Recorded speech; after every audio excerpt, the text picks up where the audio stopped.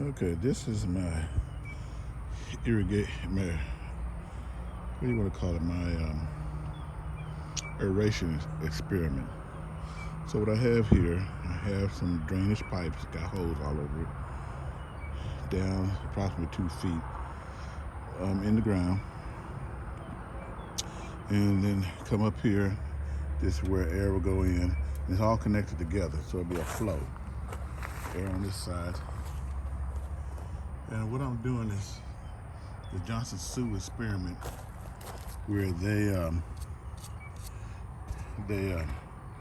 have the air going through the pipes for the bioreactor, and they aerate 1 foot out in every direction. So we'll see how this works, and then I'll start checking the microorganism biology after I get everything going in here. So that's it.